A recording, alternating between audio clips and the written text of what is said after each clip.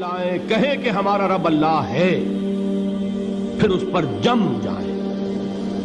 ان پر فرشتوں کا نزول ہوتا ہے، نہ کوئی غم کرو نہ خوف، خوشیاں مناؤ جنت کی جس کا تم سے وعدہ کیا گیا تھا۔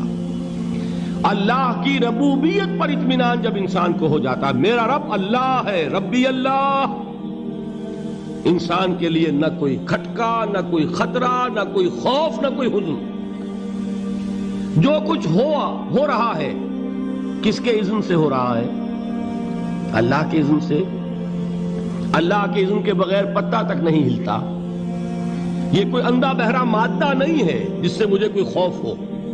اندھا بھینسا چلا آ رہا ہو اس سے تو ڈرنے کا ہر انسان کو ڈرنا چاہیے، نہ معلوم کس کو ٹکر مار دے۔ لیکن نہیں، اس کائنات کو چلانے والا ایک سمیع و بصیر خدا ہے، وہ جو میرا دوست ہے، میرا ولی ہے۔ اللہ ولی الذین آمنوا یخرجہم من الظلمات الی النور۔ اللہ اہل ایمان کا ولی ہے، ساتھی ہے، پشت پناہ ہے، مددگار ہے، حمایتی ہے۔ بتائیے جسے یقین ہو جائے کہ اللہ میرا مددگار، اللہ میرا محافظ، اللہ میرا پشت پناہ، اللہ میرا حمایتی، اس کے لیے کوئی خوف ہوگا؟ اس سے کوئی ڈر ہوگا؟ میں مثال دیا کرتا ہوں ایک بہت سادہ، پنجاب کے دیہات کی۔ وہ بڑا چودھری ہے اور کوئی غریب کسان ہے۔ اس غریب کسان کے جانوروں کو ہر وقت اندیشہ ہوگا چوری کا، کوئی میری بھینس کھول کر نہ لے جائے، کوئی میرا بیل کھول کر نہ لے جائے۔ لیکن جس کے بارے میں یہ سب کو معلوم ہو کہ وہ جو بڑا چودھری ہے وہ اس کا دوست ہے، اس کی بچیا کو کوئی خوف ہوگا؟ اس کی بھینس پر کوئی ہاتھ ڈالے گا؟ اسے کوئی اندیشہ ہوگا؟ نہیں۔ کیوں؟ کہ وہ بڑا چودھری، بڑا اس کا یہاں کا سردار، جاگیردار، سب کو معلوم ہے وہ میرا دوست ہے، کوئی میرے خلاف اقدام نہیں کر سکتا۔ اس دنیا میں یہ چھوٹی سی بات اگر آپ کے دلی اطمینان اور سکون کا باعث بن سکتی ہے تو ذرا تصور کیجئے۔ میں لفظ تصور استعمال کروں گا صرف اس لیے کہ اس کا ہم جس کو کہتے ہیں ادراک اور شعور کر نہیں سکتے، اگر کے ساتھ کر سکتے۔ اگر یقین ہو کہ اللہ میرا مددگار اور یقین ہو کہ اللہ ہر آن میرے ساتھ ہے، پھر کوئی خوف؟ کس کا خوف؟ کوئی شے اللہ سے بالاتر ہے؟ کوئی قوت اس سے زیادہ طاقتور ہے؟ کوئی اس کے ارادے کو بدلنے والا ہے؟ کوئی اس کی مشیت کے آڑے آنے والا ہے؟ یہی بات ہے جو حضور نے فرمائی۔ یہ ایمان کا حاصل ہے لب لباب، کہ دیکھو اچھی طرح اس بات کو ذہن نشین کر لو، اگر تمام انسان مل کر تمہیں کوئی نقصان پہنچانا چاہے نہیں پہنچا سکتے، مگر جو کچھ اللہ نے لکھ دیا ہو، اور تمام انسان مل کر تمہیں کوئی نفع پہنچانا چاہے نہیں پہنچا سکتے، مگر وہ شے جو اللہ نے طے کر دی۔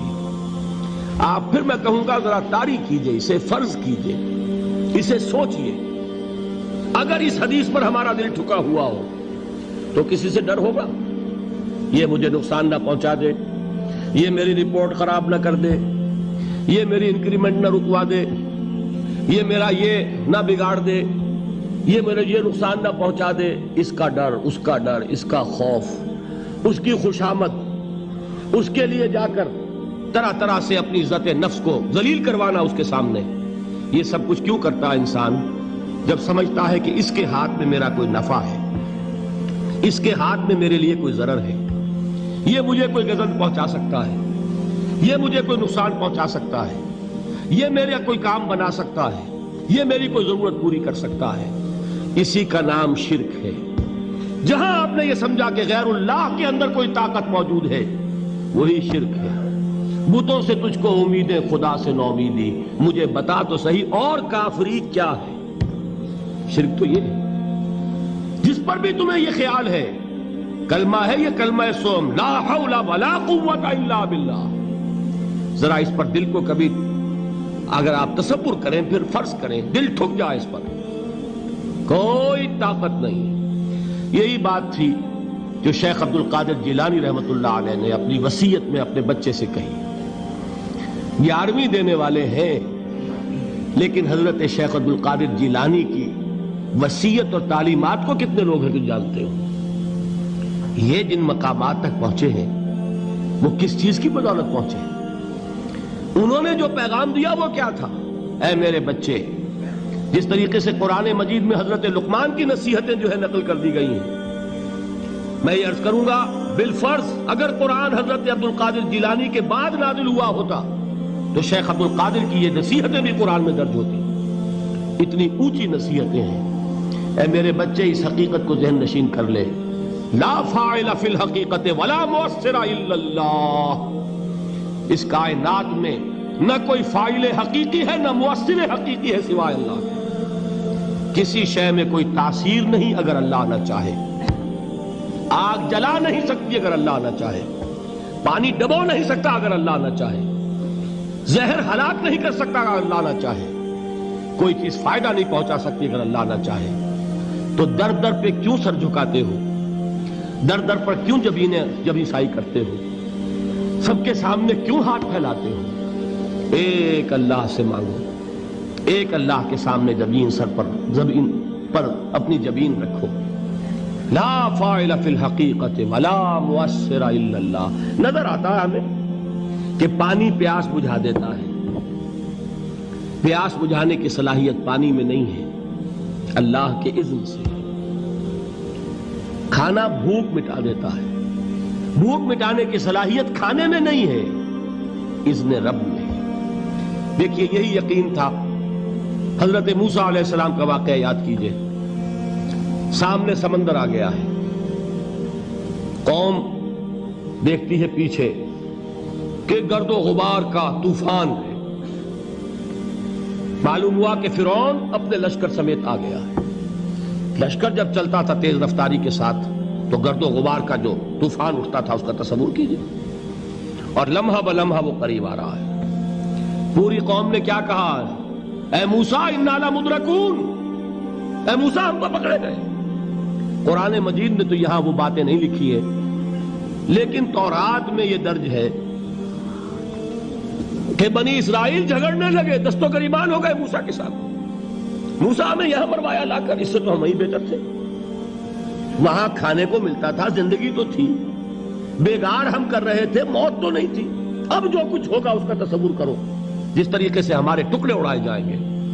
تو لڑ رہے ہیں حضرت موسیٰ علیہ السلام سے. یہ تورات کی تفصیل ہے. قرآن میں صرف اتنا آیا ہے، پریشان ہو کر انہوں نے کہا انا لمدرکون. موسیٰ ہم تو پکڑے گئے. اس وقت موسیٰ کا جواب کیا ہے؟ کلا ان معی ربی سیہدین. نہیں، میرے ساتھ میرا رب ہے، وہ راستہ دے گا. بتائیے کہاں راستہ نظر آ رہا ہے؟ یہ ہے ایمان بالغیب. راستہ نظر نہ آئے تب اللہ پر یقین ایمان ہے. جیب میں پیسے ہوں اور تب دل کو اطمینان ہے تو ایمان کس پر ہوا؟ پیسے پر، اللہ پر نہیں. جب وسائل و ذرائع نہ ہو اور پھر یقین ہو کہ اللہ مسبب الاسباب ہے، وہ اسباب کا پابند نہیں ہے، وہ اسباب کا محتاج نہیں ہے، اسباب اس کے محتاج ہیں. اگر یہ یقین ہے تو اللہ پر ایمان ہے. یہ نہیں ہے تو تمہارا ایمان اسباب پر ہے، وسائل پر ہے، ذرائع پر ہے، مادیات پر ہے، اللہ پر نہیں. اس وقت کہاں راستہ تھا؟ کوئی راستہ تھا؟ سمندر ہے اور ادھر سے لشکر آ گیا ہے. کلا ان معی ربی سیہدین. اب دیکھیے ایمان کہہ دینا آسان ہے، ہوا معکم اینما کنتم. جہاں کہیں بھی تم ہوتے ہو اللہ تمہارے ساتھ ہوتا ہے. لیکن اس کا یقین قائم ہو جائے تو زمین و آسمان کا فرق واقع ہو جائے.